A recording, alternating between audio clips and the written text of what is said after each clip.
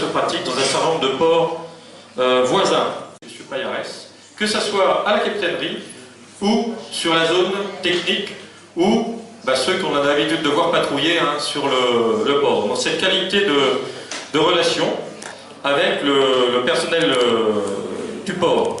Bon, certains soulignent aussi leur disponibilité quand il arrive des catastrophes au niveau des conditions météo et le branle-bas de combat qu'ils assurent en assurant la sécurité de nos bateaux.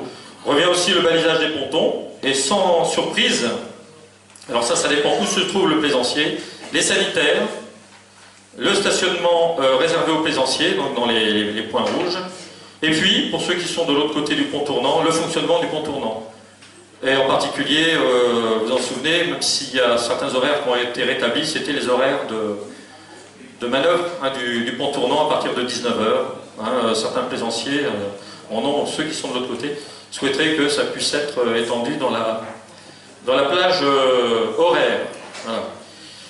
Dans les parties orange, la gestion des déchets et la sécurité du port, mais un certain nombre de questions qui étaient directement relatives à cet état de fait. Donc soulignons la qualité de l'accueil et des relations qu'on peut avoir avec tous ceux qui sont chargés de gérer ce port et qui sont en contact avec nous. Bon, l'aspect suivi du règlement du port. Le règlement du port, le règlement portuaire est un arrêté municipal, donc c'est sous la responsabilité de monsieur le maire. On avait un certain nombre de domaines, vitesse, priorité et engins non autorisés. Ce qui ressort, c'est le respect de la vitesse à l'intérieur du port. Sur les engins non autorisés, certains d'entre vous ont cité les paddles, je ne sais pas comment vous prononcez ça, les paddles, en mode française, comme étant des engins qui se multiplient. Bon, voilà. Ça fait partie des éléments qui sont remontés. Alors là, on parle bien sûr du respect de la vitesse à l'intérieur du port et pas à l'extérieur, le respect des 3 nœuds, car le règlement portuaire touche surtout ce qui se passe dans le port. Voilà.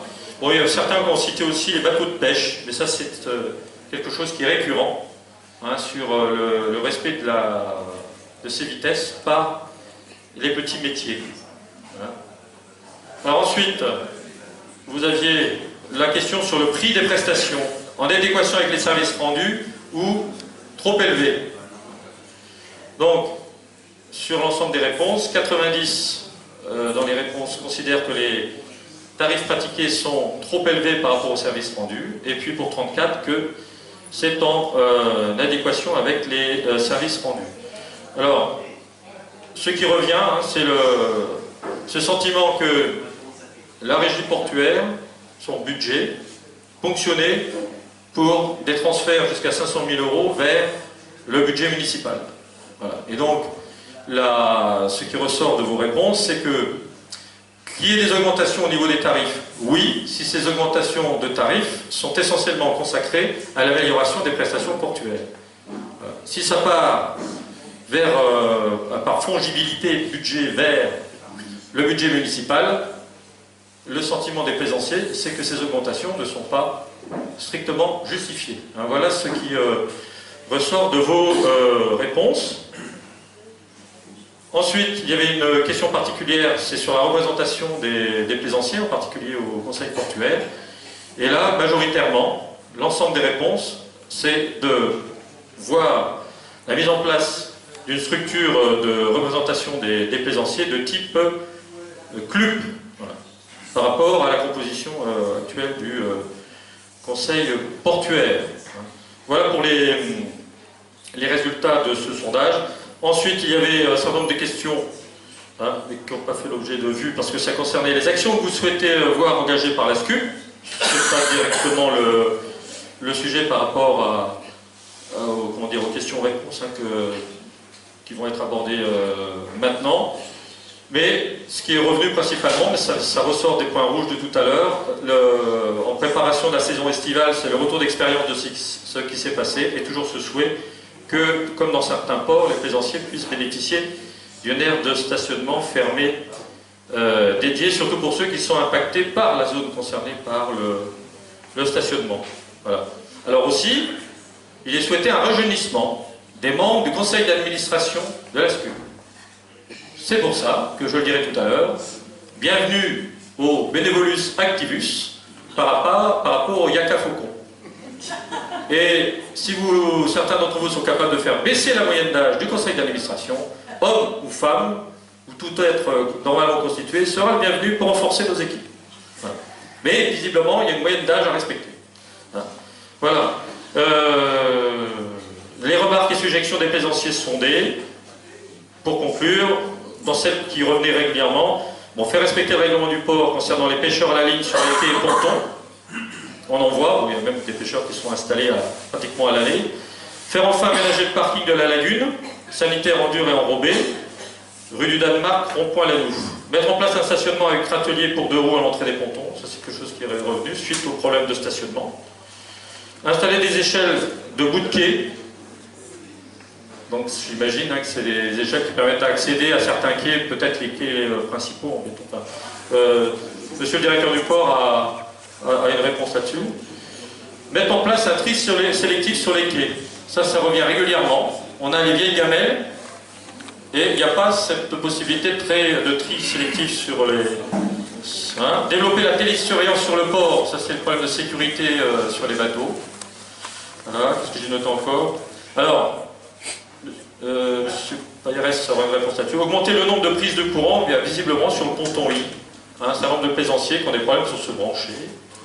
Et puis, supprimer les hauts fonds des capellans. Bon, il y a au moins 2 plaisanciers, je sais pas. Il y en a un qui s'est planté, il y a tout un contentieux, il s'est planté sur un banc de sable ou un haut fond dans les capellans. Je ne connais pas le... bon, voilà. Et être informé sur un projet portuaire, ambition municipale pour le port. Alors, ça a été abordé lors des vœux, j'imagine, ce matin, si bien... Voilà. Ce qui revient aussi au travers des soucis des plaisanciers, c'est qu'est-ce que devient ce port? Quelle est la vision municipale de l'avenir du port? Et donc, on voit des choses éclore. Voilà, en zone technique, il y a une aire d'enrobé qui vient d'être réalisée. Et quel est le projet? Quel est le projet qui porte ces actions successives? Vous voyez, ce souci d'avoir quelle est la vision du développement du port. Ça revient très souvent dans les remarques des plaisanciers, pour mieux comprendre ce qui se passe dans l'environnement du port. Voilà, j'étais un peu long. Il y aura un sondage 2018, et j'espère que petit à petit, on passera de 27, 30, 35, 40, 50% de réponses, car au moins, là, il ne s'agit pas des réactions de quelques personnes, mais d'un ressenti d'un plus grand nombre de plaisanciers. J'espère que le Yacht Club, le Pescador, le Thon Club pourront participer à ce type de remontée d'informations, car par rapport aux milliers d'anneaux qu'il y a sur le port, vous avez vu 100 et quelques réponses, même si c'est classique dans les sondages. Plus on aura de réponses, plus ce sondage aura une validité et nous permettra de rendre compte du ressenti, encore une fois, le plus large possible des plaisanciers vis-à-vis de la vie de leur port. Et on pourra comparer d'année en année les évolutions de ce ressenti. Voilà. Donc je donne rendez-vous en 2018, et on sera à l'écoute de vos remarques pour faire en sorte que ça fonctionne mieux par Internet, etc., le papier, etc. Moi j'ai trop parlé, donc je vous laisse la parole, monsieur le maire, par rapport à ça. Et puis, après, comme vous l'avez souhaité, s'il y a des questions dans la